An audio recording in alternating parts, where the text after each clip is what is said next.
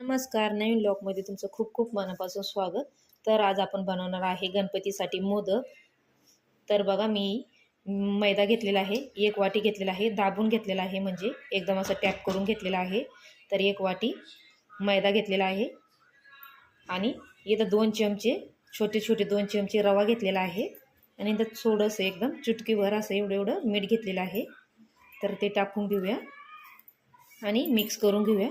तुम्ही मैद्याऐवजी आपलं गव्हाचं पीठ वापरलं तरी पण चालेल. गव्हाच्या पिठाला पण सेम असंच करायचं. थोडासा रवा टाकायचा आणि थोडंसं मीठ टाकायचं आणि आता हे चांगलं एक मिक्स करून घेऊया.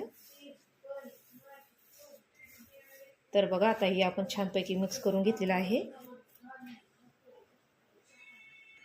तर बघा मी एकीकडं गॅसवरती गरम करायला ठेवलेलं होतं तूप. तर एकदम कडकडीत मोहन तयार करून घ्यायचं आहे आपल्याला आणि याच्यामध्ये हे तूप टाकून घ्यायचं आहे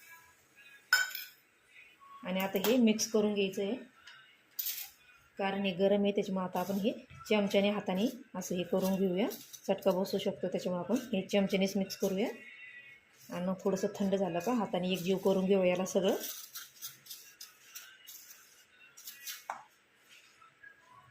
तर बघा आता आपण हे हाताने असं एकजीव करून घेऊया सगळं मोहन.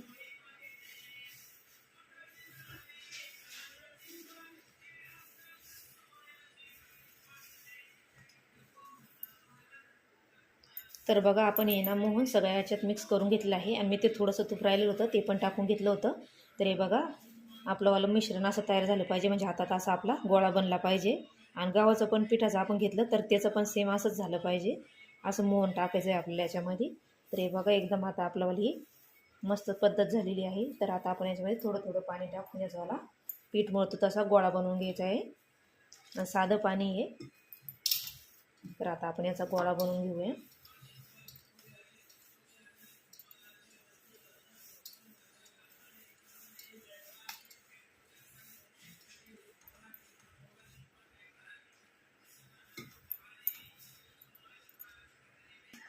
तर बघा आपण ना याचा गोळा बनवून घेतलेला आहे. थोडं मी तुपाचा हात लावून घेतलेला आहे आणि याला छानपैकी असं मळून आता याला आपण झाकून ठेवूया. तोपर्यंत याचं सारण तयार करून घेऊया आपण.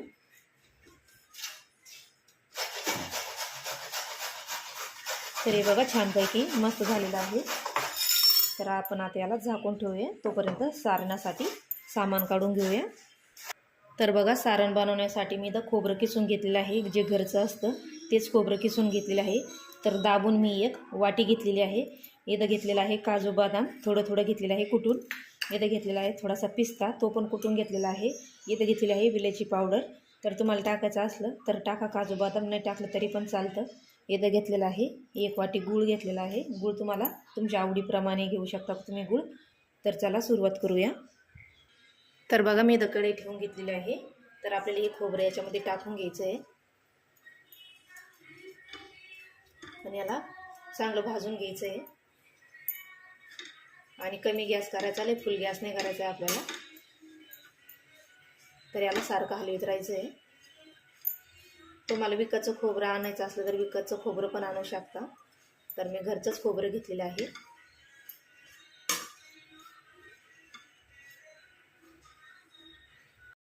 तर बघा खोबरं छानपैकी असं भाजून झालेलं आहे मस्त गोल्डन कलर येईपर्यंत. तर आता आपण गॅस बंद करूया आणि हे खोबरं काढून घेऊया. तर बघा खोबरं मी ताटात काढून घेतलेलं आहे. तर आता आपण गॅस ऑन करूया आणि त्याच कढईमध्ये आपल्याला हे थोडंसं काजू बदाम हे थोडंसं आपल्याला फ्राय करून घ्यायचं आहे.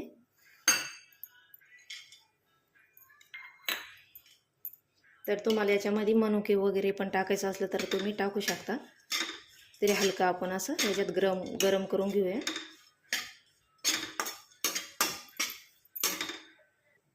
तर बघा हे हलकं गरम झालेलं आहे. तर मी गॅस बंद करून टाकला आणि आपण आता हे पण काढून घेऊया. तर बघा मी ताटामध्ये काढून घेतलेलं आहे आणि आता याला ना थोडंसं आपण थंड होऊन देऊया.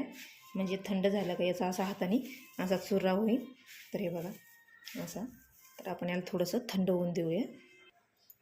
तर बघा थंड झालेलं आहे आणि मी हाताने असं याला चुरून घेतलेलं आहे. तर आता आपण हे मिक्स करूया. आता ही विलायची पावडर पण टाकून घेऊया आणि गूळ घेतलेला आहे आपण तो गूळ पण टाकून घेऊया. तुम्ही गूळ फोडून घ्या किंवा किसून पण घेऊ शकता. तर आपण लागण तेवढंच गूळ टाकणार आहोत कारण लय गोड होतील मग ते. तुम्हाला गोड कसे आवडते ते तुमच्याप्रमाणे करू शकता तुम्ही. तर हे बघा आता आपण हे गुळ ना याच्यामध्ये असं मिक्स करून घेऊया हातानेच. आणि तुम्हाला साखर वापरायची असेल तर साखर पण वापरू शकता. मिक्सरला फिरवून घ्यायची साखर आणि साखरेची पावडर टाकायची. तर हे बघा असं. तर आता आपण हे चांगले एकजीव करून घेऊया सगळं. तर बघा मी याला हाताने एकजीव करून घेतलेला आहे सगळे बघा. आणि मी एवढा गूळ त्याच्यातून काढून ठेवलेला आहे. तर खूप गोड होतील त्याच्यामुळे मी थोडा कमी केला गूळ. तर आता बघा आपलं हे मोदकचं मिश्रण तयार झालेलं आहे. तर चला आता आपण मोदक बनवायला सुरुवात करूया. तर बघा आपलं मोदकचं सारण तयार होत होतं तोपर्यंत आपलं पीठ छानपैकी भिजलं गेलेलं पण आहे.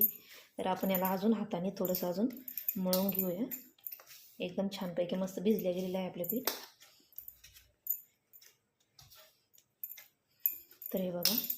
तर आपण आता याच्या सारख्या लाट्या तयार करून घेऊया.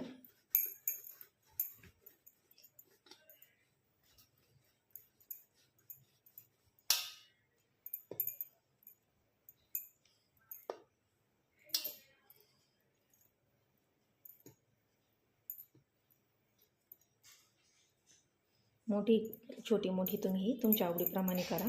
तर हे बघा आपण अशा आता गोल लाट्या बनवून घेऊया.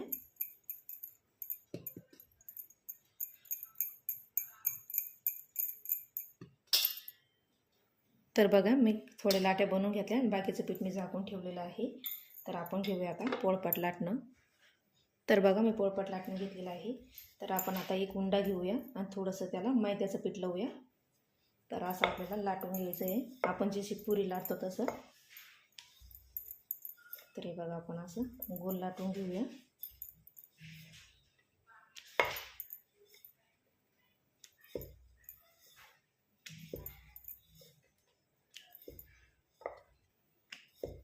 तर हे बघा आपल्याला अशी लाटून घ्यायची आहे. तर हे बघा अशी लाटलेली आहे.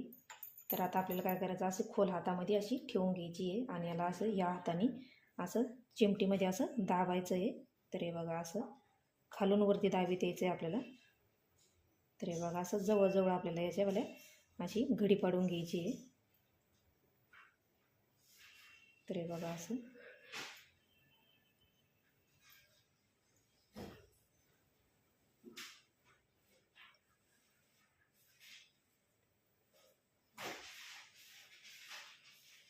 तर हे बघा असं आपल्याला हे झालं का असं हे करून.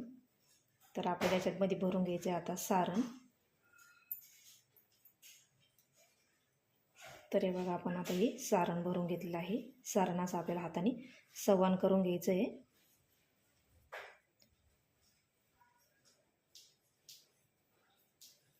आणि असं झाल्यावरती आपल्याला काय करायचं आहे असं हलक्या सगळ्या हाताने असं हे गोल करून घ्यायचं आहे. आणि वरतून आपल्याला असं छोटंसं गोल करून. तर हे बघा आपला असा मोदक तयार होतो. तर हे बघा किती सुंदर आपला मोदक तयार झालेला आहे. तर मी तुम्हाला अजून एक बनवून दाखवते. तर हे बघा आता मी तसंच परत उंडा घेतला छोटासा, थोडासा मैदा लावून घेतला आणि आता आपल्याला हे लाटून घ्यायचं आहे. तर हे बघा आपण तशीच आता पुरी लाटून घेतलेली आहे.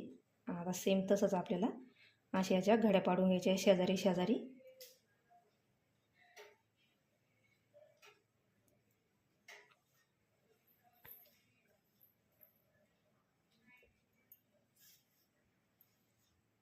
तर हे बघा. तर आता घेऊया सारण भरून याच्यामध्ये आणि हाताने असं आपल्याला सवान करायचं आहे. तुम्हाला जेवढं मिश्रण बसता येईल तेवढं बसवायचं आहे आपल्याला त्याच्यामध्ये, कारण मोदक खायला खूप छान लागते मग. तर हे बघा आपल्याला आता हाताने अशी सवान हाताने आपल्याला असे एकत्र मिळून घ्यायचं आहे. आणि नसलं चिटकत तर तुम्ही थोडं आतून तेल किंवा आपलं पाणी किंवा दूध लावू शकता आणि असं मिळून घ्यायचं आहे आपल्याला सगळं धरून असं. तर हे बघा. तर आपला मोदक तयार झालेला आहे. तर आपण आता असे सगळे मोदक तयार करून घेऊया. तर बघा मी मोदक बनवून घेतलेले आहे. तर हे बघा एकदम छान मस्त आपले मोदक तयार झालेले आहे. तर आता आपण हे तळून घेऊया. तर बघा मी तेल गरम करायला ठेवलेलं होतं पहिले. तर आपण गरम झालं का बघूया तेल. तर बघा मी पिठाचा थोडासा गोळा टाकून बघितलेला आहे. तर तेल तापलेलं आहे. तर एकदम आपल्याला तेल कडकडीत नाही गरम करायचं आहे, म्हणजे असं जळून जाईन असं. तर बघा आता आपण हे झालेलं आहे, तर आपण हे तळून घेऊया. आणि तुम्हाला तुपामध्ये तळायचे असले तर तुम्ही तुपामध्ये पण तळू शकता. तर बघा मी याच्यामध्ये टाकून घेतलेले आहे. तर आपल्याला असे हलदा असे झाऱ्याने असे हलवून घ्यायचे. तर तुम्हाला उकडायचे असेल तर तुम्ही उकडू पण शकता. एका कढईमध्ये असं उकळतं पाणी ठेवायचं आणि वरून चाळणी ठेवायची आणि वरून झाकून ठेवायचं, म्हणजे ते उकडून निघते, म्हणजे उकडीचे मोदक तयार होते. तर मी हे तळूनच घेणार आहे. तर हे बघा किती छानपैकी मस्त तळू राहिले हे बघा. तर आपण हे चांगले सोनेरी होईपर्यंत तळून घेऊया. तर बघा मस्त तळून झालेले आहे आपल्यावाले मोदक. आता हे बघा एकदम गोल्डन कलरचे झालेले आहे. तर आता आपण हे काढून घेऊया.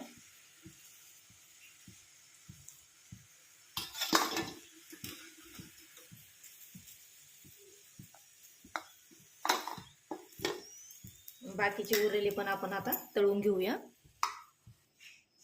तर बघा मी तळून घेतलेले आहे. मी 21 मोदक तयार करून घेतलेले आहे आणि एकदम छान मस्त असे खुसखुशीत तयार झालेले आहे. तर हे बघा एकदम खुसखुशीत मस्त तयार झालेले आहे हे बघा.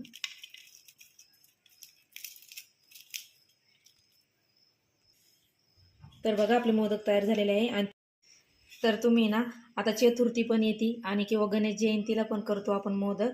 तर तुम्ही नक्की या गणेश चतुर्थीला बनवून बघा आणि कसे वाटले नक्की सांगा आणि लाईक शेअर सबस्क्राईब करा. धन्यवाद.